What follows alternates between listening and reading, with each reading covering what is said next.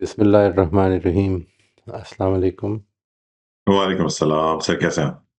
अल्लाह का शुक्र जी, आप खैरियत से हैं सब? अल्हम्दुलिल्लाह। अच्छा जी, एज़ यूजुअल हम एक छोटा-सा रिकैप कर लेते हैं, रिव्यू कर लेते हैं कि जो चीज़ें आप लोगों ने फरमाई थीं अबाउट एस्थेटिक्स कि अल्लाह ताला यानी the creator who gave us these qualities वो हमसे इसके हवाले से क्या एक्सपेक्ट करता है। मैं इधर से ही बात का आगाज़ कर रहा हूँ। एस्थेटिक्स पे जो आपने पॉइंट्स बताए थे वो मैं एक-एक करके आपके सामने ले आता हूँ। Number 1 was to seek and reflect divine beauty. Reflect on नहीं, रिफ्लेक्ट डिवाइन ब्यूटी। ठीक है जी? दिस इज़ इसमें आपने जो बातें कही हैं वो मैंने यहाँ पर कोशिश किया है कि उनका खुलासा कर दिया जाए कि even if all humans can not create beauty on their own, they can appreciate and learn from it. हम सब में हो सकता है कि ओरिजिनली वो एस्थेटिक्स ना हो, लेकिन जब हम देखते हैं कोई खूबसूरत चीज़, कोई कंफर्टेबल चीज़, कोई मीनिंगफुल चीज़, पर्पसफुल चीज़, तो हम उसको अप्रिशिएट कर सकते हैं and we can learn from it. Number 2 ये कि humans should recognise and reflect the beauty, balance, harmony and purposefulness evident in God's creation. Number 3 ये कि we should become mirrors of divine beauty. हम उस चीज़ को खुद भी अपने अंदर रिफ्लेक्ट करें, और not just outwardly but also in character, ethics and relationships. हमारे रिलेशनशिप्स में, हमारे किरदार में, हमारी मोरालिटी में वो चीज़, उसकी झलक नज़र आनी चाहिए उस खूबसूरती की, कि जो हमें इस क्रिएटर की कायनात में, इस क्रिएटर की क्रिएशन में दिखती है। दूसरा पॉइंट ये था कि to create comfort and belonging for others. हम अपनी इस एस्थेटिक्स को यूज़ करते हुए, ज़ाहिर है कि इसका ताल्लुक ब्यूटी से है, फिज़िकल कंफर्ट से है, इसका ताल्लुक अच्छाई से है, यानी जो चीज़ आपको अच्छी लगती है उस हवाले से। यानी यहाँ पे हम we are not merely talking about moral और immoral things, but what you feel good about. Beauty, ease, comfort, and organization are means of connection and hospitality. A well arranged home, speech, or respectful demeanor can soothe and uplift others. Number 2 ये कि humans should create nurturing spaces, homes, communities, and atmospheres that offer physical and emotional comfort. और number 3 ये कि aesthetic sensitivity should lead to compassion, care and the reduction of discomfort for others. ये 2 point हैं। और तीसरा point ये है कि टू एक्सप्रेस द इनएक्सप्रेसिबल। हम जब अपनी लैंग्वेज में जो बातचीत कर रहे होते हैं, आपने देखा होगा कि लैंग्वेज की खुद एक लिमिटेशन होती है। यानी वो जो मेरे अंदर की फीलिंग है उसको मैं बयान नहीं कर सकता हूँ पूरी तरह से। तो where rational language ends, aesthetics allows humans to express love, longing, pain, hope, and faith in ways that connect souls. Number 2 ये कि humans should use aesthetics through art, storytelling, poetry, music, architecture as a mode of deep expression and meaning making. Number 3 ये कि man should use this capacity to elevate human experience, preserve wisdom, and inspire moral growth in others. और चौथा point ये था कि to pursue excellence in all actions. ये जिसको जिसको यूँ समझ लें कि कुरान मजीद ने एहसान के लफ्ज़ से ताबीर किया है। यानी मोहसिन, एहसान, ये अल्फाज जो हैं ये उस खूबसूरती के लिए हैं कि जब एक आदमी एक काम करता है, आपने किसी की मदद कर दी, और फिर उसके बाद इसके ऊपर एक मज़ीद चीज़ ये की कि आप उससे किसी किस्म की एप्रिसिएशन, किसी किस्म की शुक्रगुज़ारी, किसी किस्म के बदले से बिल्कुल दस्तबरदार हो गए। बिल्कुल कोई तवक्को नहीं है आपको। तो ये एक्सीलेंस के दर्जे की चीज़ें जो है, ये भी एस्थेटिक्स का वो मैंने इसमें गुज़ारिश की थी कि अपैरेंटली मोरालिटी के मामले में एस्थेटिक्स जो है, यानी ये सोल की मोरालिटी है। मेरा ख़्याल है कि ये मोरालिटी तो नहीं, बल्कि वो मोरालिटी का भी वो एस्पेक्ट जिसको एहसान कहा जाता है, वो वाला aspect. I totally agree with the opinion expressed by the participants कि ये बेसिकली मोरालिटी तो कॉन्शियस का हिस्सा है, लेकिन उसके अंदर जो एस्थेटिक्स है वो उसमें एहसान के दर्जे पर जा रहा है. The creator, who is the source of all human aesthetics, wants us to use it in all our actions, including ethics, behavior, and worship. Number 2 ये कि humans should strive for beauty in conduct, ihsan, not just in appearance, doing everything with care, precision, and goodness. The aesthetic sense should lead to excellence in how we speak, give, help, worship, and even disagree with grace and respect. पांचवी चीज इसमें थी to build harmonious social bonds. Aesthetic preferences form the basis of cultures, communities and belonging. जाहिर है कि हर culture की अपनी एक एस्थेटिक्स है जिसकी बेसिस पे वो कल्चर बना हुआ है. Recognizing beauty in differences fosters empathy and coexistence. हम उनकी एस्थेटिक्स को भी, जाहिर है कि वो हमारी नहीं है, उसको समझ सकते हैं. Humans should use shared aesthetic values to connect, unite, and appreciate diversity rather than divide or compete. The Creator expects man to build unity, not elitism, through the aesthetic gift. और आखिरी पॉइंट इस ज़िमन में था to recognize impermanence and long for the eternal. ये मैं very honestly मैंने लिख दिया है. मैं इसको यानी पूरी तरह से अभी तक समझ नहीं सका हूँ. ये मोस्ट प्रॉब्ली खलील साहब ने इसका मेंशन किया था ये पॉइंट. अगर वो हों तो मैं उनसे ज़रूर चाहूँगा कि वो इसको एक्सप्लेन करें. यानी what we are talking about here is कि मुझे ऐसा लगता है कि ये इसके नतीजे में जो हम एस्थेटिक्स देखते हैं, उसके नतीजे में बहुत सारे सवालात ज़हन में पैदा हो जाते हैं. उन सवालों के जवाब शायद हम खुद से नहीं जान सकते. ये प्रॉब्लम है. यानी वो जब तक कि मज़हब का दायरे में हम दाखिल नहीं होते या मज़हब हमें नहीं बताता या वही हमें आके नहीं बताती, उस वक़्त तक हम खुद नहीं जान सकते. ये मेरा सवाल है. यानी जो जो हमारा इस वक़्त डोमेन थी हमारी इस गुफ्तगू की, जो लिमिट थी वो ये थी कि ये चीज़ देखकर हम अक़ल से, अपनी इंसानी अक़ल से, वो जो हमारी एडवांस्ड कॉग्निटिव एबिलिटीज़ हैं, वो जो हमारे अंदर सेल्फ अवेयरनेस की एबिलिटीज़ हैं, उनसे हम किधर तक पहुँचते हैं. तो इन्होंने जो फरमाया था मैं उसको जिस तरह उन्होंने कहा था वो वही आपके सामने प्रेज़ेंट कर रहा हूँ अभी. इनका पॉइंट ये था कि earthly aesthetics give glimpses of paradise. They awaken a longing for lasting beauty, peace, and perfection. Number 2, the fleeting nature of worldly beauty should lead man to seek the eternal beauty of the Creator and the hereafter. और number 3 ये कि the aesthetic impulse is ultimately a spiritual compass, a reminder that the best and lasting beauty is yet to come and we are meant to prepare for it. ये कुछ points थे जो साथियों ने discuss किए थे.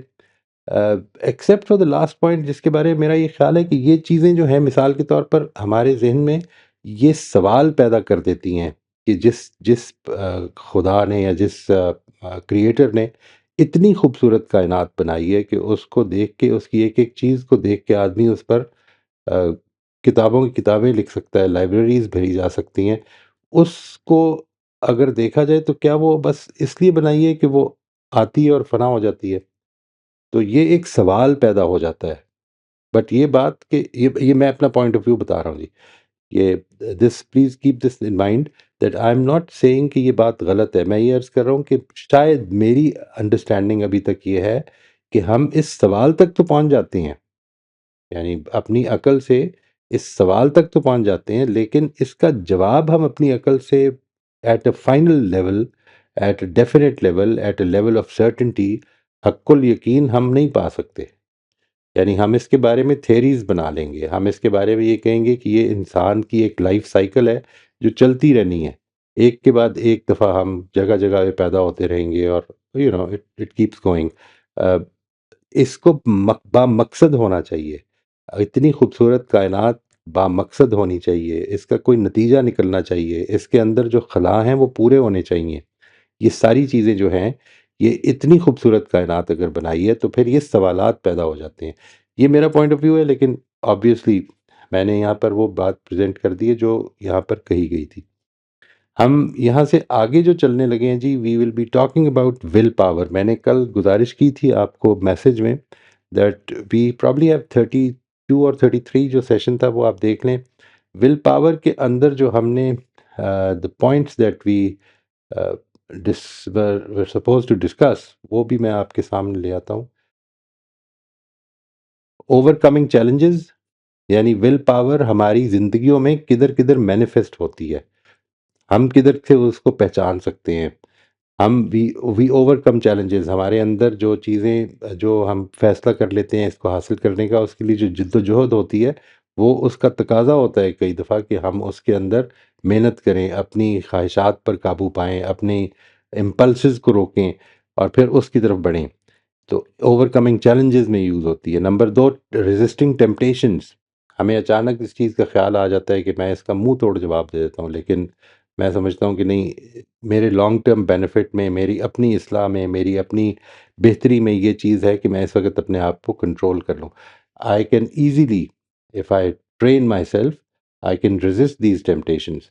मैंने इस और ये it was just a chance, आपको याद होगा ये एक प्योर चांस था कि ये जो विल पावर का जो टॉपिक था ये बिल्कुल उस उन दिनों में शुरू हुआ था जिन दिनों में रमज़ान का आगाज़ हो रहा था, और मेरा ख़्याल है ये दूसरा हफ़्ता था शायद।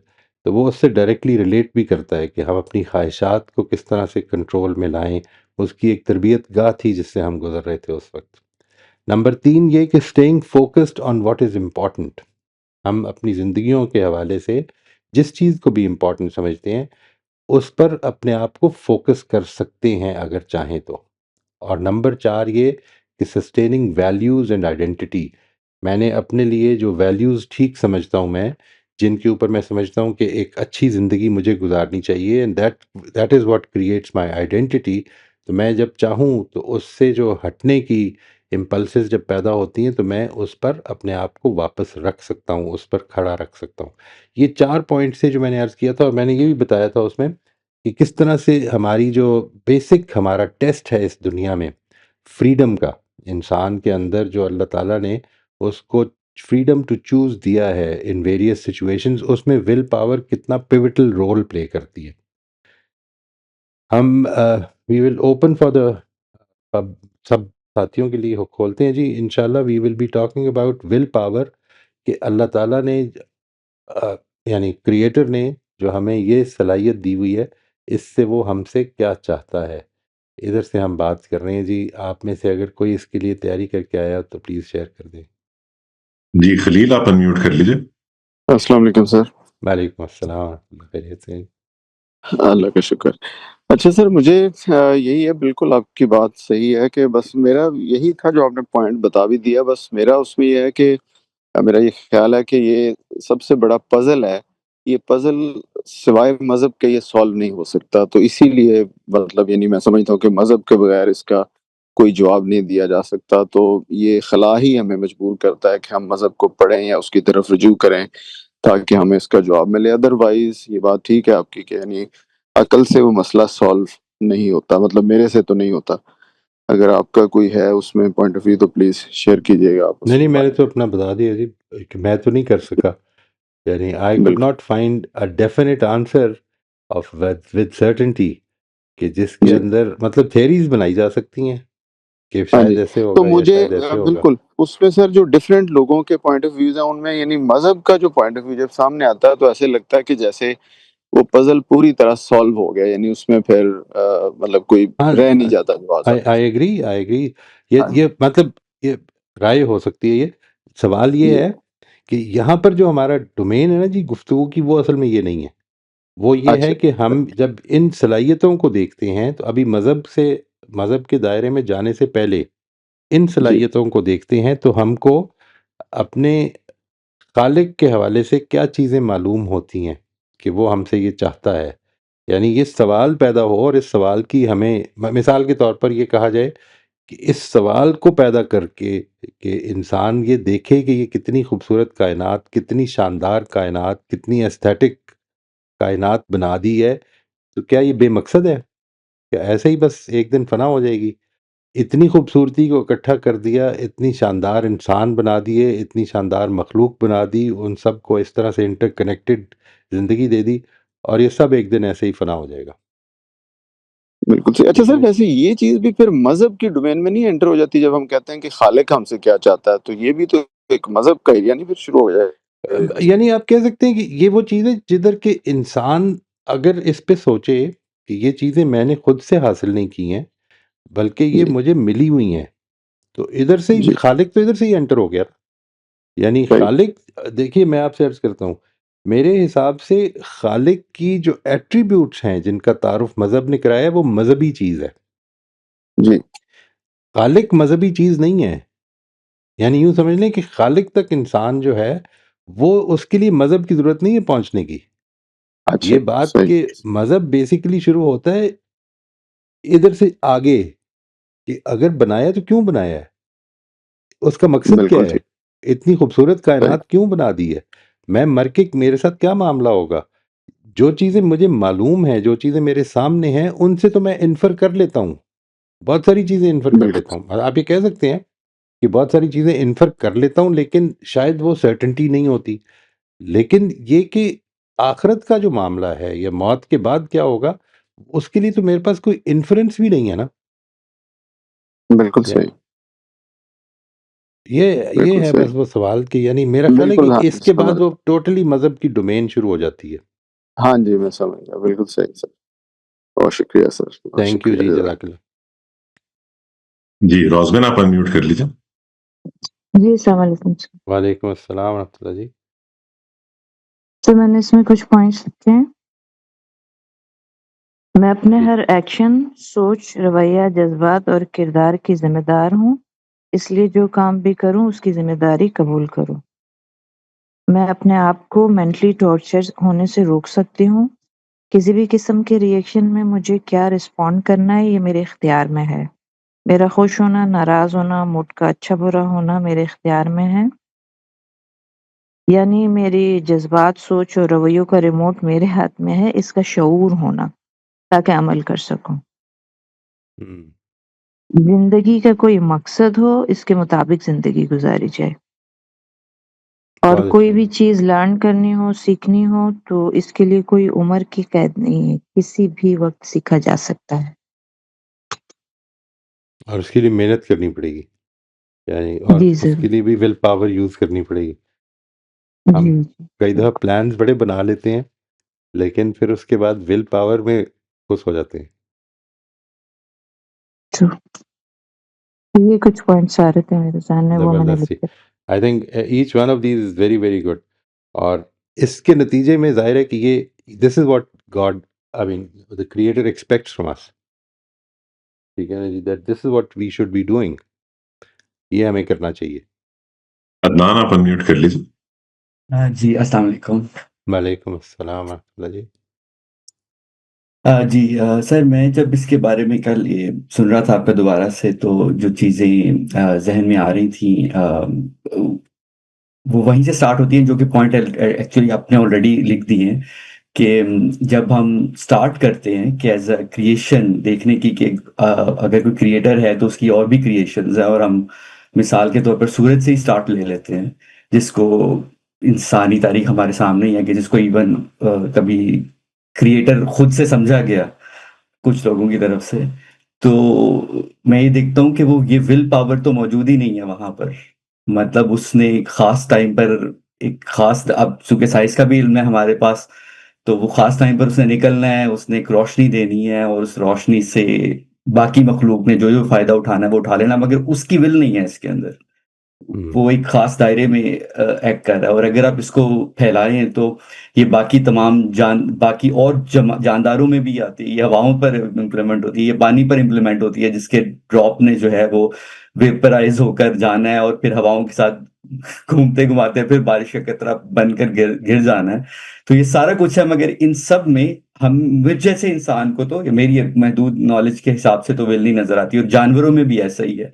जितना इल्म मेरे पास है एक जानवरों का तो वो अपने बच्चों का पैदा करना एक इवन फैमिली के तौर पर भी रहना मगर वो एक एक नेचुरल कोर्स के तौर पर मुझे नजर आता है, मुझे कोई विल नहीं नजर आती कि वो एक विल है मौजूद और इसके मुताबिक वो डिसीजन ले रहे हैं।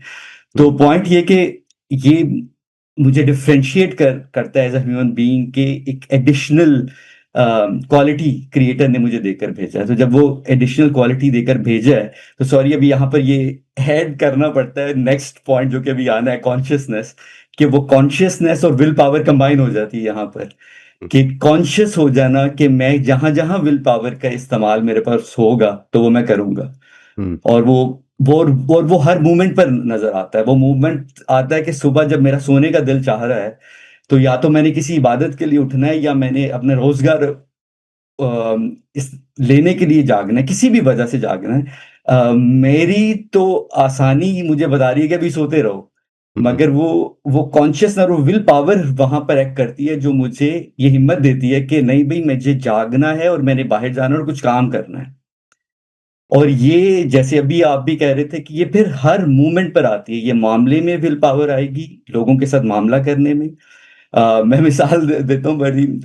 मैं बात पहले भी शायद जिक्र किया, लाहौर से हूँ बेसिकली। तो हमें बचपन से एक बड़ी जुमला कहा जाता था कि बोला जाता है दोस्तों में कि यार जुमला आ जाए ना तो जुमला कर दो, बंदा जाने दो।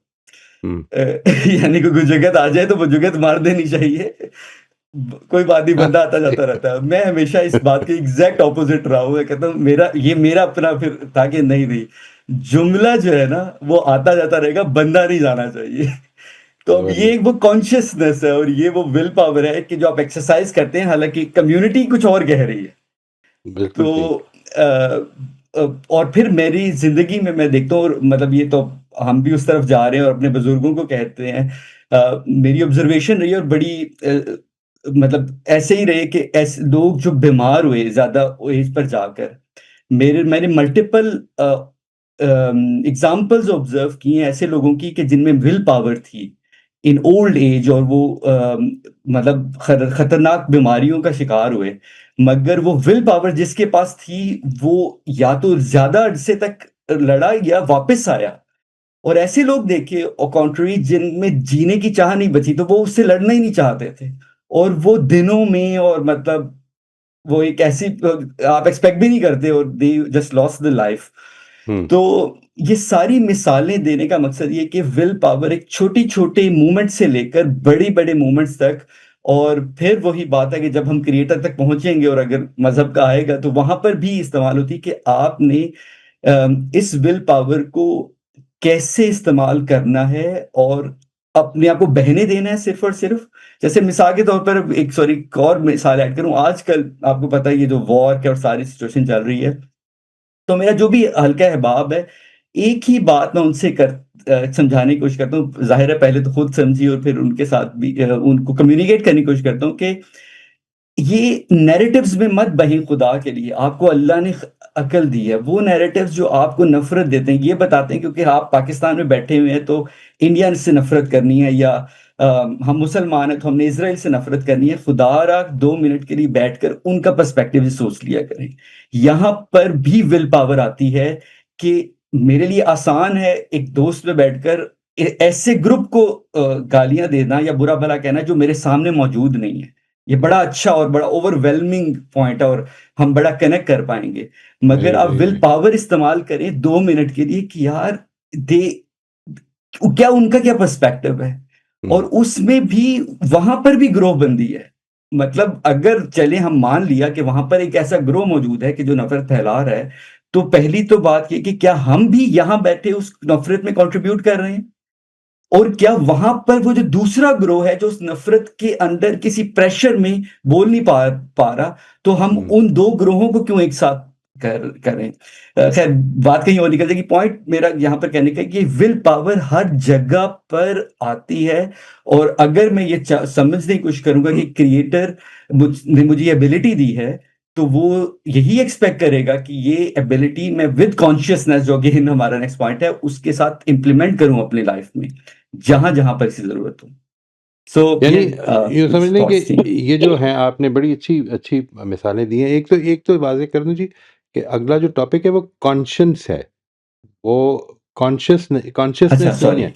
कॉन्शियसनेस हम कर चुके हुए हैं। ठीक है जी, so you can add that, not a problem. अच्छा। कॉन्शियस है। ओके। अच्छा, ये जो विल पावर है, एक दूसरी चीज जो मैं यहाँ ऐड करना चाह रहा हूँ वो ये कि will power is the quality कि जिसके नतीजे में इंसान इस आजमाइश में पड़ा है।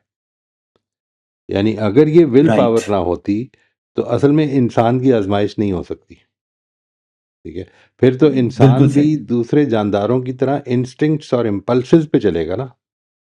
यानी इसका मतलब ये है कि जो बुनियादी चीज है, one of the most important things, that is कि जैसे ही विल पावर हमारे अंदर पैदा हो जाती है तो अब हम अपनी इंस्टिंक्ट्स और इम्पल्सेस को कर्टेल कर सकते हैं, रेगुलेट कर सकते हैं। यानी वो लोग जो कहते हैं ना कि मुझे मुझे बड़ा गुस्सा चढ़ जाता है, यानी I have a problem with anger management या इस तरह की चीज़ें, उनको भी कभी पूछें कि जिधर मिसाल के तौर पर you are faced with a very high authority, उधर भी एंगर मैनेजमेंट की प्रॉब्लम हो जाती है या नहीं होती। यानी इंसान कई दफ़ा मजबूरन अपनी विल पावर ही यूज़ करता है और रोक लेता है अपने रिएक्शंस को। ठीक है, लेकिन एक छोटे सही। बच्चे के सामने उसको ज़रूरत नहीं महसूस होती उसको कंट्रोल करने की।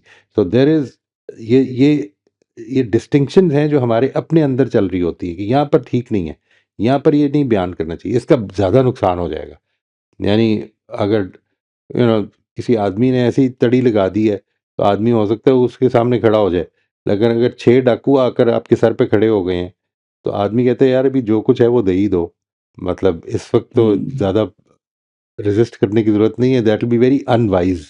तो ये जो एस्पेक्ट है इसका मतलब है कि अगर हम चाहें तो ये कंट्रोल हम दूसरी जगहों पे भी कर सकते हैं। We get this experience, every one of us almost in life gets this experience कि हम अगर चाहें तो ये रोक सकते हैं। लेकिन मैंने इसको ये बहुत से लोगों को कहते हुए सुना है कि ये मेरी नेचर ही कुछ ऐसी है। नहीं, नेचर नूचर कुछ नहीं है हमारी इस तरह जी। की। हम अपनी नेचर को फिर से ठीक कर सकते हैं। हमारी नेचर असल में इंस्टिंक्ट्स और इम्पल्सेस पर कंट्रोल करने की एक सलाहियत है, ये पोटेंशियल है। जो चीज़ मैं चाहूँगा कि आपने ये बड़े अच्छे पॉइंट्स बयान फरमाए हैं और बहुत ही अच्छे पॉइंट्स हैं माशाल्लाह, that they are very good points. So what you do is एक दफ़ा इनको रिव्यू करके देखें कि ये हैं हमारे अंदर ये सलाहियतें जो पैदा हो जाती हैं। तो अगर ये सलाहियतें पैदा हो जाती हैं तो खालिक देने वाला हमसे क्या एक्सपेक्ट करता है? जी, वो मैंने मेरी तरफ से जो मुझे समझ आई वो यही एक्सपेक्ट करता है। मुझे जो समझ आ रहा है कि जब मेरे सामने ये डिसीजंस आते हैं छोटे-छोटे मोमेंट्स के ऊपर, तो मैं अपनी कॉन्शियस के मुताबिक इसको एक्सरसाइज़ करूँ। राइट। आई और डोंट क्या करूँ? Let my self just do the thing. Do the what कि थिंग? अगर मैं तो सही व्हाट शुड आई डू? मतलब ये मिसाल जैसे मैंने दी थी कि मैं सुबह उठ रहा हूँ और मेरा दिल कर रहा था कि मैं सोता रहूं। अब वहां पर ये विल पावर की क्वालिटी अगर है तो मैं वो यूज करते हुए, अगर मैंने इबादत के लिए जागना है या किसी रोजगार के लिए उठना है, तो मैं उसको एक्सरसाइज करूं उस मोमेंट के ऊपर। हुँ। यही क्रिएटर की एक्सपेक्टेशन होगी मेरे से, अपने जो मैं समझ अपनी पा रहा हूँ। मेरा ख़्याल है अगर बुनियादी बात कही जाए तो क्या ये ठीक होगी कि नहीं कि अपनी इंस्टिंक्ट्स और अपनी इम्पल्सेस को रेगुलेट करके अपने फ़ायदे का काम करूँ? लेकिन जी वो बिल्कुल, फ़ायदा इस तरह मज़ ट्रांसलेट की जा सकती है इन वर्ड्स में। जी, सॉरी ट्रांसलेट की फिर जा से सकती बताएँ। है। इस पर जी, मैं और ये मैं कीजिएगा ये कि कह रहा व्हाट, हूँ। ये जो अभी आपने बात सुनाई मैंने इसके हवाले से कहा कि क्या हम ये कह सकते हैं कि God probably the creator aspects us to regulate our impulses and instincts so that we can act according to what benefits us in the long term. मिसाल के तौर पर क्या ये कही जाएगी, यानी हमने उधर से देखना है, अपने अपने पर्सपेक्टिव से ये जानने की कोशिश करनी है कि जो मालिक जिसने हमें ये दी है, जो खालिक जिसने हमें ये दी है, वो ये देकर हमसे क्या चाहता है।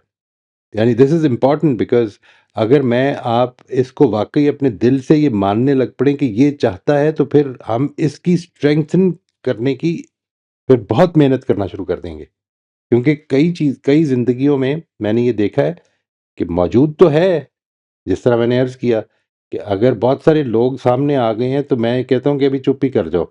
लेकिन अगर अपना बेटा सामने आ गया तो मैं कहता हूँ कि इसको तो ख़त्म ही करना चाहिए। इसकी तो नखरे मैंने उतार के ही छोड़ने हैं।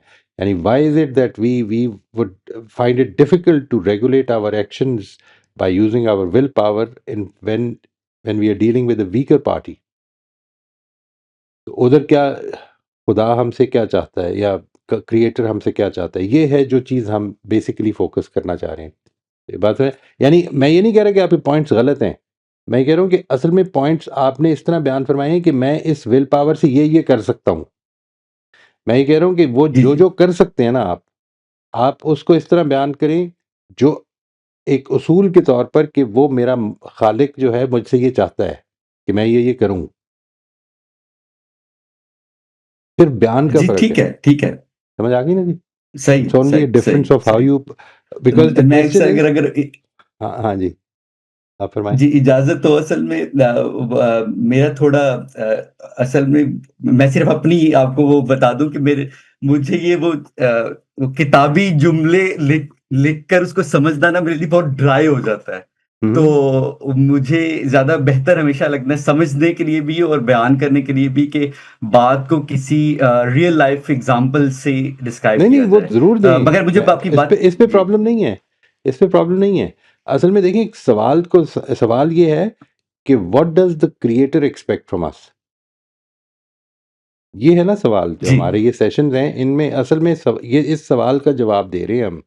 तो इसको प्रेज़ेंट उस सवाल के जवाब के तौर पे करना है। रियल लाइफ़ एक्सपीरियंसेस ज़रूर ऐड करें, उसमें कोई प्रॉब्लम नहीं है।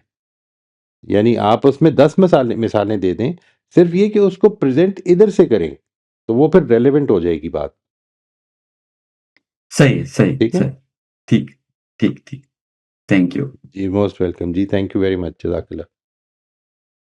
जी, अंबर आप अनम्यूट कर लीजिए। जी, अस्सलाम वालेकुम सर। वालेकुम अस्सलाम रहमतुल्लाह जी, खैरियत?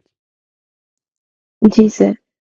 सर मैंने इस पे गौर करी थी तो मुझे ये समझ में आ रहा था कि ये दुनिया अल्लाह ताला ने डिज़ाइन ऐसे की है कि इसमें इंसान के सामने आए दिन 2 रास्ते होते हैं। यानी उसको हर सिचुएशन में से जो भी उसके सामने सिचुएशंस आती हैं, वो 2 तरह की हो रही होती हैं। यानी उसमें सही और गलत को पहचानना होता है सबसे पहले तो। और फिर सही और गलत को पहचान कर फिर एक सिचुएशन को एक्सेप्ट करना होता है और उसको एक्सेप्ट करते हुए उस पर अमल करना पड़ता है। तो इंसान अगर अपने लिए ये फैसला कर लेता है कि उसने हर हाल में दुरुस्त चीज़ का इंतखाब करना है और ना सिर्फ इंतखाब करना है बल्कि उस पे डट कर खड़े भी होना है। हुँ, हुँ, उसके लिए विल पावर के बगैर किसी भी चैलेंज मुमकिन था। हुँ, अ, ये बहुत मुश्किल था अगर विल पावर ना होती। तो राइट। इंसान ने अगर इस दुनिया में मतलब इंटेग्रिटी के साथ जीना है, तब भी विल पावर दरकार है और अगर आखिरत में कामयाब होना है तब भी। हुँ, यानी दोनों चीज़ों के लिए जो है वो विल पावर को इस्तेमाल किए बगैर जो है ना, कामयाब होना जो है ना वो मुझे नामुमकिन ही नज़र आता है। और इसमें आपके ख़्याल सर में मुझे सबसे ज़िंदगी में ज़्यादा जो कामयाब हुआ जा सकता है इसके बगैर? अ, विल पावर की वजह से नहीं सर, नहीं हुआ जा सकता। असल में मैं ये अर्ज़ कर रहा हूँ कि बेसिकली इंसान का जो लॉन्ग टर्म फ़ायदा है, इंसान की इम्पल्सेस और इंस्टिंक्ट्स जो हैं, वो असल में उसको इस तरफ माइल करती हैं कि अभी का फ़ायदा ले लो, ये हासिल कर लो, जी। ये मज़ा ले लो, ये चख लो, ये उठा लो, ये खा लो। ये है ना जो उसकी इस वक़्त की यानी वो जो है हुब्बे आजिला जिसको आप कहते हैं, वो असल में इधर से निकल रही है, इंस्टिंक्ट्स और इम्पल्सेस कि तुम इमीडिएट फ़ायदे, ठीक है? यानी एक तो है दुनिया का फ़ायदा, जी, यानी दुनिया का हर वो चीज़ जो कि every short term as compared to long term, यूँ समझ लें, every short term as compared to यानी चाहे वो अगर अगर एक आदमी कहता है अभी फ़ायदा इमीडिएट वो लेना है, अच्छा कल का फ़ायदा लेना है, उसको परसों के फ़ायदे को सैक्रिफ़ाइस कर देना है, ठीक है? 10 साल का फ़ायदा लेना है, 100 साल का फ़ायदा सैक्रिफ़ाइस कर देना है। अच्छा, इस दुनिया का फ़ायदा लेना है, इस दुनिया के बाद क्या होना है कि ये किसने देखा है, ठीक है? ये जो एस्पेक्ट है कि हमेशा अपने इमीडिएसी की तरफ जाना, वो है जो वो इस विल पावर से ही कंट्रोल में आ सकता है, वरना नहीं आ सकता। जी सर, और जो इमीडिएट उसके लिए हम लेते हैं ना फैसला, तो सर वो हम देख भी रहे हैं, यानी हम एक्सपीरियंस भी कर रहे हैं कि उसके नताइज कोई बहुत अच्छे नहीं निकलते। यानी वो ले तो लिए जाते हैं, लेकिन फिर वो लॉन्ग टर्म जब उसके असरात या उसके वो चीज़ें जब ज़ाहिर होती हैं, तो वो काफ़ी हॉरिबल होती हैं। नहीं, हम राइट, रोकते तो नहीं हैं अपने आप को, लेकिन वो हमारे कोई फ़ायदे की चीज़ नहीं है। तो बिल्कुल। अम, अगर इंसान को ये बात समझ में वाक़ई में आ जाए और वो अपने आप के ऊपर इतना वो स्ट्रॉन्ग हो जाए अपने अंदर, अपनी विल पावर को यूज़ करते हुए, तो मेरा ख़्याल है कि बड़ा कुछ अचीव कर सकता है। लेकिन हमारा मसला वही है कि हम इमीडिएट उसके लिए चाहते हैं। तो और खालिक क्या चाहता सर है मुझे तो हमसे? सबसे खालिक क्या इस चीज़ को ले लें, यही वाली बात। अगर इसको इस तरह प्रेज़ेंट किया जाए कि what does the creator want from us by giving us this ability, तो इसको किस तरह, इसका जवाब क्या देंगे आप? सर इसका जवाब यही होगा कि मतलब अपना जो भी इमीडिएट चीज़ तुम्हें इस फ़ायदे की नज़र आ रही है, उसका हमेशा एक लॉन्ग टर्म व्यू भी होता है। हुँ, तो उसको पहले देखो कि क्या है, हुँ, उसके कुछ नताइज निकलेंगे, वो पहले उसको इमेजिनेशन में लेकर आओ और उसको देखो, और फिर उसके बाद फैसला करो कि तुमने ये क्या करना है, इसके ऊपर मतलब एक्ट क्या करना है। हुँ, तुमने अभी का फ़ायदा हासिल करना है या तुम्हें लॉन्ग टर्म का चाहिए। तो ये दोनों फैसले वही सर वही बात ना कि सिचुएशंस 2 तरह की इंसान के सामने आ गई हैं। अब उसने फैसला करना है, तो अब फैसला अगर करेगा, तो विल पावर को यूज़ करते हुए, अपनी चीज़ों को सैक्रिफाइस करते हुए या तो उस पॉइंट तक पहुँच जाएगा जहाँ उसने पहुँचना है, या फिर ये कि वो उसी उसमें सर्कल में घूमता रहेगा, जो कि हम मेरा ख़्याल है कि आजकल का इंसान जो है, वो इसी चक्कर में फँसा हुआ है कि वो अपनी विल पावर को उस तरह से यूज़ नहीं कर रहा जिस तरह से खालिक चाहता है कि वो यूज़ करके अपने उस वाले फ़ायदे को पहुँचे, लॉन्ग हुँ, टर्म फ़ायदे को हासिल करे। राइट। सो खालिक ये चाहता है, आप अपने लॉन्ग टर्म फ़ायदे को हासिल करें। लॉन्ग टर्म फ़ायदे को हासिल करे। और सर मुझे इसमें विल पावर के लिए सबसे अमेज़िंग एक और चीज़ समझ में आई थी कि हमारे हमारी कुछ हैबिट्स होती हैं। अ, और मैं अपने तौर पे समझती थी कि नहीं, अब ये हैबिट्स जो इतने अरसे की हैं, ये तो कभी ब्रेक नहीं हो सकती हैं और अब ये तो बन चुकी हैं। मतलब मैं अगर 50 या 40 क्रॉस कर गई हूँ या मैं 60-70 का कोई बंदा हो गया है राइट, और हम कहते नहीं, अब तो ये इतने साल का हो गया, इसको छोड़ो, इसने क्या नहीं, वो अल्लाह ताला ने मतलब खालिक ने वो विल पावर जो है वो इंसान को आखिरी साँस तक दी हुई है कि वो चाहे तो उसको अपनी हैबिट को चेंज करके उसको आप रिन्यू कर सकता है अपने आप को। और मेरा ख़्याल है शायद यही वजह है कि वो अल्लाह ताला ने कहा है कि मैं मोहलत देता हूँ उस वक़्त तक कि जब तक इंसान जो है वो बिल्कुल रास्ता बंद नहीं कर कर दिया जाता, which is again a very, very big blessing for us. नहीं तो हम तो नाउम्मीद हो जाते हैं इस चीज़ से। तो सही बात। ये चीज़ भी विल पावर से ही हासिल होती है। True, true. थैंक यू जी, जज़ाकल्लाह जी। परिया आप अनम्यूट कर लीजिए। जी, अस्सलाम वालेकुम सर। वालेकुम अस्सलाम व रहमतुल्लाह जी। सर पहला जो है man's freedom to choose will power and man's freedom to choose, उसमें मैंने लिखा है कि अ, हमसे खालिक एक्सपेक्ट करता है कि हम अपने इम्पल्सेस को और बिहेवियर को कंट्रोल करें और रेगुलेट करें, एंड वी चूज़ वाइज़ली। अब वाइज़ली ज़रूरी नहीं है कि वो हुँ, मॉरली भी हो, राइट, जो राइट, हमें समझ आती है। बिल्कुल। तो एक्सपेक्टेशन ये ओवरकमिंग चैलेंजेस के अंदर he would expect us not to become disheartened. Very good. ठीक है, और रेजिस्टिंग टेम्पटेशन के अंदर वी आर सपोज्ड टू वही regulate our attitudes, thoughts, behaviours and emotions, और अचीविंग गोल्स। और फिर सर नॉट नेसेसरीली कि ये गोल्स जो हैं ये मॉरल हो, हुँ, हुँ, बट ये गोल्स अचीव करने के लिए we are able to sacrifice immediate needs in order to achieve long-term targets. Right. या immediate pleasures, at least if even if not needs, at least immediate pleasures sacrifice करने पड़ जाते हैं। ये जिसकी मिसाल दी थी अदनान ने कि सुबह उठना पड़ेगा, जी सर। मेहनत करने की, चाहे वो आप जी। दफ्तर जाने के लिए करें या जो मर्जी हो मसला, लेकिन उठना पड़ेगा अपने आप को, इमीडिएट प्लेजर को सेक्रीफाइस करना पड़ सकता है, उसके लिए आमादगी, उसके लिए तैयारी, उसके लिए वो जो कन्विक्शन है, कमिटमेंट। तो वंडरफुल। ये वो एक्सपेक्ट जी।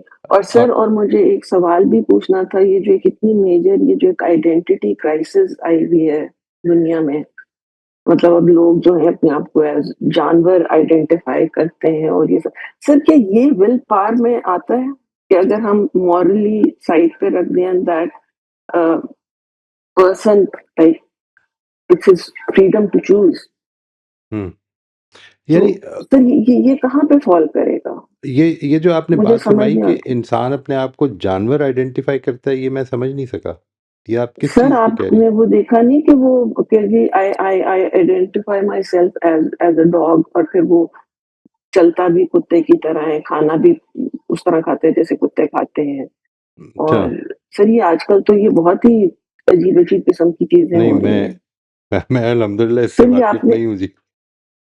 सर इसकी आपने नहीं आपने इसकी वीडियोस वगैरह नहीं नहीं, देखी? मतलब फॉर्चुनेटली मैं अभी तक नहीं देख सका जी, आपने फॉर्चुनेटली ये sir. This is, I mean, I would really like to know कि ये क्या चीज़ है, यानी वो क्या चीज़ है इंसान के अंदर जो उसको ये इस चीज़ की तरफ माइल कर दे कि वो अपनी इस आइडेंटिटी को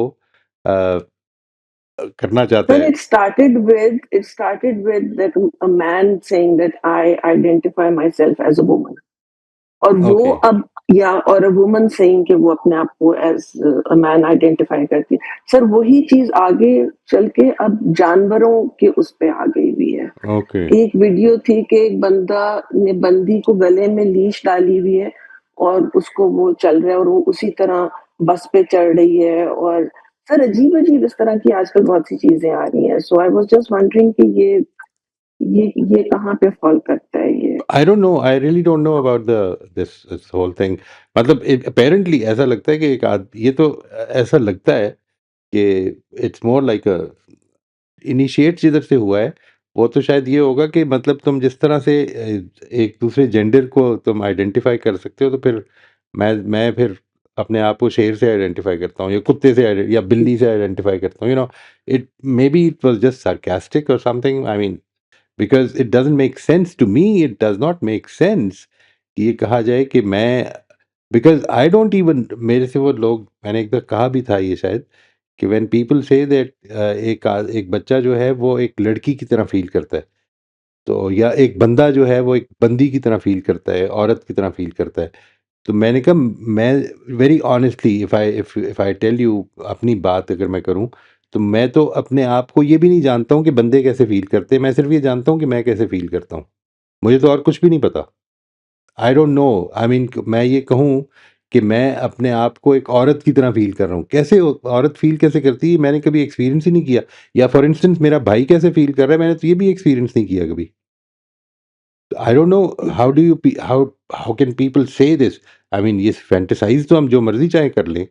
मैं एक फ़रिश्ते की तरह फ़ील कर रहा हूँ या मैं इब्लीस की तरह फ़ील कर रहा हूँ, जो मर्ज़ी फ़ील करने की कोशिश कर लूँ मैं। सवाल ये नहीं है। सवाल ये है कि मैं हूँ असल में क्या? मैं जो कुछ भी फ़ील करने की कोशिश करूँगा, वो एज़ मोइज़ अमजद ही फ़ील करने की कोशिश कर सकता हूँ। मेरी एक प्रॉब्लम है, इससे निकल नहीं सकता ना। तो इसके maybe it was just funny thing to begin with, maybe it became, I really don't know, ये इस चीज़ को मैं बिल्कुल नहीं जानता जी। लेकिन एक चीज़ मारूफ़ है, वो ये कि जब एक चीज़ इस तरह वबा की तरह फैलने लग पड़ती है, तो फिर भी इसके पीछे बहुत कुछ सोशल मीडिया का हाथ होता है। जी सर, इसके हमें बगैर एक सोशल मीडिया से ही पता चला है जी, कि अब ये हो रहा है। सोशल मीडिया असल में तो एक प्रॉब्लम है, सीरियस प्रॉब्लम है जी। मैं आपसे अर्ज़ करूँ, ये हमारे पर्सपेक्टिव्स बनाने की कोशिश बना देते हैं, असल में बना देते हैं। हम्म, यानी आप, और पर्सपेक्टिव बनाने का मतलब है मेरी रियलिटी फॉर्म कर देते हैं।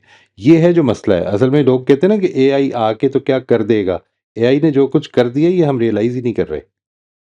यानी एक, आप जिस जगह पे खड़े हैं, आप एज़ यू, आपकी जो प्रेफ़रेंसेस हैं, आपके सामने वो चीज़ आ रही है बार-बार, बार-बार, बार-बार, और इसके नतीजे में you are becoming less and less adaptive to the other point of view.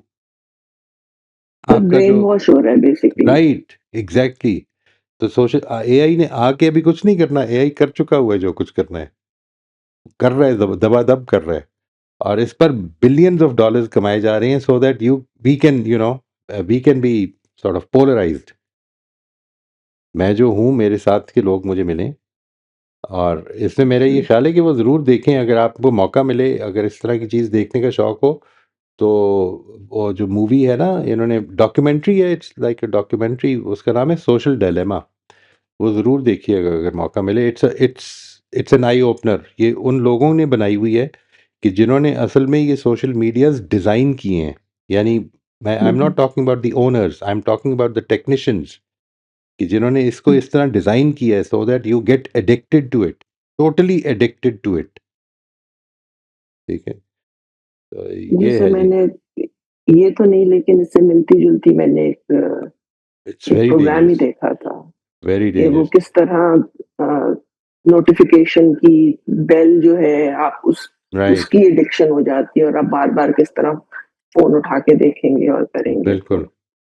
तो ये आपने जो ये किया जी, this is what I was trying to say. जो अभी अभी जो पहले बात हो रही थी ना, रोज़बिन ने और आपने ये इस तरह से किया है। देखिए, सवाल हमारा जो है उसको समझने और उसका जवाब देना है। ये ख़ास तौर पे अब कॉन्शियंस के हवाले से अब हमारा नेक्स्ट और आखिरी टॉपिक है इस सिलसिले का, and then will be moving forward. और एक बड़ी आपने, मैं अभी से ही आपको बता रहा हूँ कि थोड़ा सा गौर करना है आपने उस पे, so that we can talk about that in much more detail. एक दो सेशन में उससे बात करें, और वो जो टॉपिक होगा आफ्टर कॉन्शियंस, वो ये होगा कि इतनी शानदार शानदार चीज़ें, यानी ऐसे खूबसूरत पोटेंशियल्स बना दिए, लेकिन बहुत बड़े बड़े खला मौजूद हैं इस दुनिया में, बहुत ही बड़े बड़े। ठीक है, इस ज़िंदगी के इतने बड़े बड़े खला हैं। मैं ये चाहता हूँ कि आपने उन खला पे गौर करना है, उन खलाओं पे गौर करना है कि वो क्या हैं। फॉर इंस्टेंस मैं इसकी मिसाल देता हूँ, यहाँ पर एफर्ट और रिजल्ट का 100% ताल्लुक नहीं है। यहाँ पर ख्वाहिशात अनलिमिटेड हैं, और ख्वाहिशात पूरी होने की जो लिमिटेशंस हैं, यहाँ पर इंसान को जो कुछ मैसर है वो पता नहीं क्यों मिल गया है। अगर मुझे किसी से ज़्यादा मिल गया तो पता नहीं क्यों मिल गया है, और किसी से कम मिल गया तो पता नहीं क्यों मिल गया है। ठीक है, यानी ये वो चीज़ें which don't make sense. This is not like कि ये सब लोग ऐसे, जिस तरह सारे कुत्ते बना दिए, अभी आपने जो मिसाल दी, या सारी बिल्लियां बना दी, उस तरह से हम सबको एक जगह पे नहीं खड़ा कर दिया। हमें ऊपर नीचे सब कुछ किया जा रहा है। ये खला पॉइंट आउट करने, आपने मुझे अभी ये नहीं बताना कि ये क्यों है, या मज़हब इसके बारे में क्या कहता है। आपने सिर्फ ये बताना है कि ये खला है। These are the questions, these are the glaring glaring questions that we are faced with. ये हमने कॉन्शियंस के बाद करना है। मैं चाहता हूँ कि ये आपकी थॉट प्रोसेस का हिस्सा बन जाए अभी से ही, so that we can move forward from here. Next topic हमारा कॉन्शियंस है वैसे। जी, आई एम सॉरी, जी मैं sir, it was a diversion. आपकी बात पूरी नहीं हो गई बस जी सर करीब। मैंने जो जी सर, ये मैंने पॉइंट्स आपसे यही थैंक यू, बताने थे। थैंक यू, जज़ाकल्लाह जी। Thank you sir. जी मोहित साहब, एक क्वेश्चन हमें चैट में आया है अख्तर का। ये आपने खलील से बात करते हुए एड्रेस कर दिया था, लेकिन आई थिंक मे बी अगर आप दोबारा थोड़ी सी रोशनी डाल दें।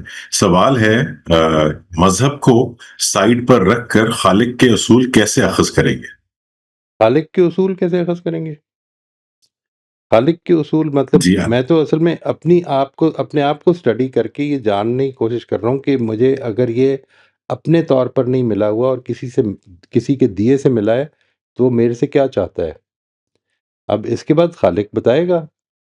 मैं तो अभी सिर्फ इस कंजेक्चर के अंदर खड़ा हूँ, इस इन्फरेंस को देख रहा हूँ कि अगर मुझे अकल दी है, तो शायद देने वाला ये तवक्को रखता है कि मैं आकिल की हैसियत से ज़िंदगी गुजारूँ।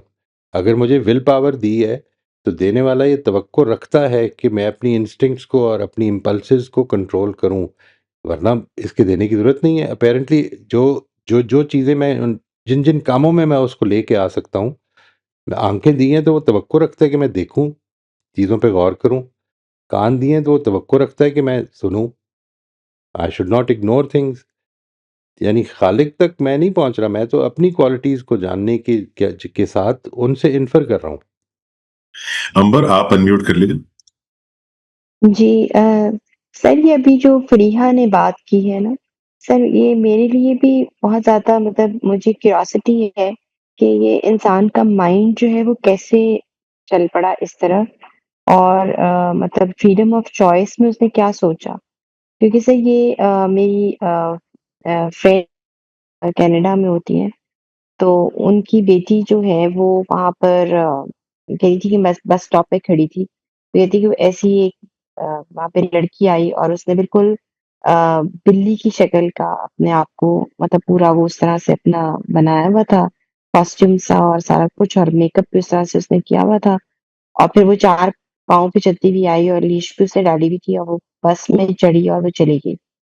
और वो कहने लगी कि मेरी बेटी इतनी हैरान हुई कि वो इस चक्कर में ये भी भूल गई कि उसने खुद भी उसी बस में जाना था और वो खड़ी रह गई। तो मतलब सर ये चीज़ें काफ़ी ज़्यादा कॉमन हो रही हैं वहाँ पर और वो कह रहे हैं कि वो जो ही, शी है, वो ही, शी, इट के ऊपर आ गया है। कि राइट, राइट। मतलब अब एक तीसरी कैटेगरी है।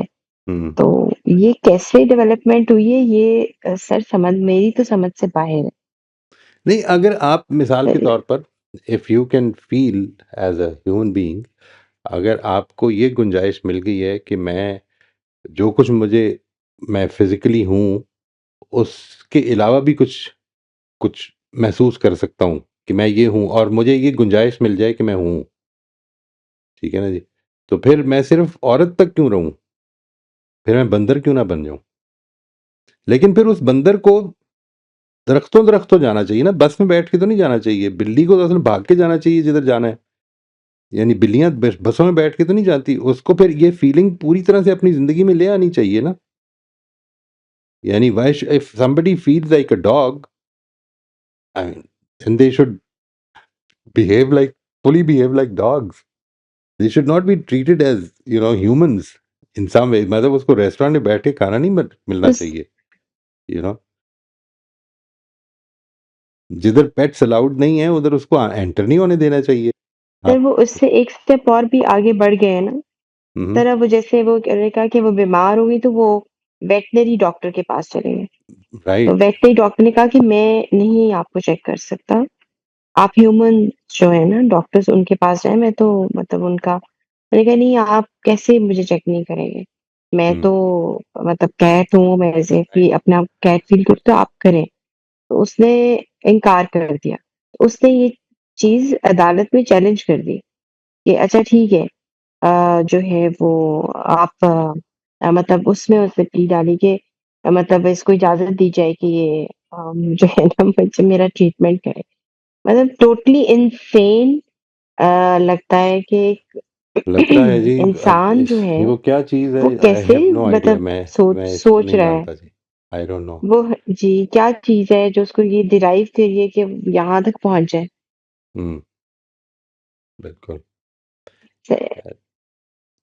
तो ये वही बात है कि फ्रीडम ऑफ चॉइस जो अल्लाह ताला ने शायद दी है उसकी फिर कोई सही है, एक्सट्रीम भी नहीं है, सही है। कोई अगर गलत साइड पे शायद यानी चल पड़े। ये जो बात है, देखिए, ये जो बात है कि ये ऐसा हो रहा है, तो इसके पीछे कोई कोई व्यू पॉइंट होगा, वो बिल्कुल गलत होगा।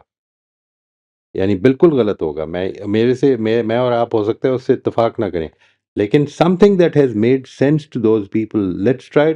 आई mean if you are interested तो फिर पहले उसको समझ लेना चाहिए। Very honestly there are many important things, अभी मैं उस तक नहीं पहुंच सका हूँ। मैं तो इस पे भी नहीं पहुंच सका हूँ अभी कि मैं इसको ज़्यादा स्टडी करूँ कि कैसे एक इंसान जो है वो औरत फील कर सकता है अपने आप को। यानी इसलिए क्योंकि मुझे तो यही समझ नहीं आती कि मैं अली की तरह कैसे फील कर सकता हूँ। मैं एम्पैथाइज़ कर सकता हूँ, उनके उनके मसाइल को सुन के उनके साथ एम्पैथी शो करता हूँ, बट वो एम्पैथी भी मैं अपनी अपने जामे में बैठ के ही कर सकता हूँ ना। यानी मैं उस जामे को तो चेंज नहीं कर सकता। ये एक प्रॉब्लम है, वरना तो एम्पैथी कहने की ज़रूरत ही नहीं थी उसको। फिर तो पर्सोनिफिकेशन हो रही है फिर। So I don't know, but I am sure that there would be some ideology behind it. Uh, ये बड़ा मुश्किल है कहना कि इस तरह से इंसान इतना इंसैनिटी का शिकार हो जाए जिस तरह आप फरमा रही हैं। Let's try to understand. अगर आप इंटरेस्टेड हैं तो उसको जान के तो maybe you can share it with others. इधर ज़रूर आएँ, उसको बयान कर दें अगर मौका मिले तो। जी सर, ठीक जी, है इंशाल्लाह। ज़रूर जी।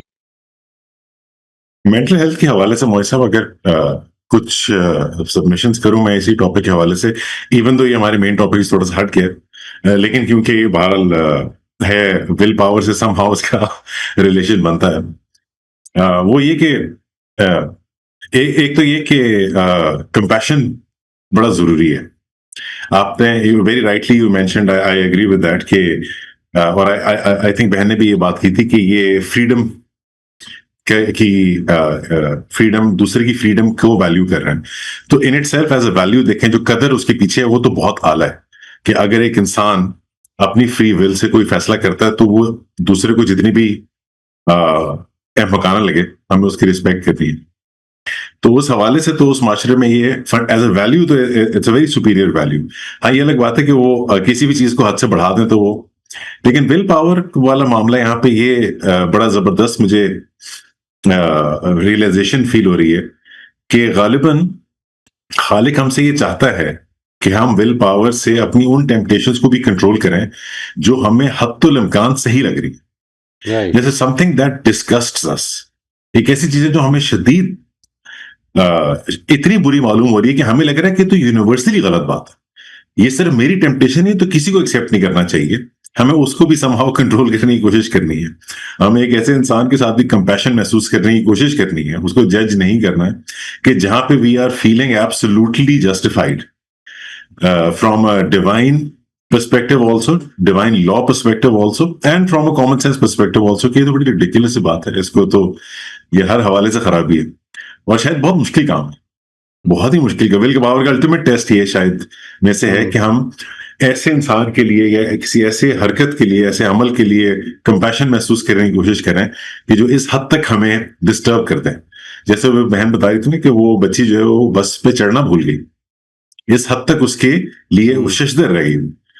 और यही शायद विल पावर का सबसे बड़ा टेस्ट भी आ जाता है कि जहां पे हम ये रियलाइज करें। और वो जो मैं शुरू में कहता मेंटल हेल्थ के पर्सपेक्टिव से, तो एक तो ये कि इस तरह की चीजें, जैसे आपने बड़ा अच्छा सही बात फरमाई कि सोशल मीडिया एम्पलीफाई करता है उस तरह की चीजों को जो जाहिर न्यूज वर्दी होती है, और वो दे एंड अप वो बायसेस क्रिएट कर देते हैं हमारे लिए। तो वो शायद टोटल पॉपुलेशन का इतना छोटा परसेंटेज होते हैं कि वो नेग्लिजिबल है और उनका होना नॉर्मल है, लेकिन वो शायद महसूस होने लग जाता है कि ये बहुत बड़ा परसेंटेज पॉपुलेशन का है। तो ये भी फैक्टर इसके अंदर बाहर आ जाता है कि हमें अपने मेंटल हेल्थ के हवाले से उसको, अदनान ने बड़ी अच्छी बात की थी कि हम जो कॉमन नैरेटिव है उससे जरा सा, यहाँ भी विल पावर का आई थिंक इस्तेमाल आ जाता है कि कॉमन नैरेटिव की उससे जरा सा बच के रहे।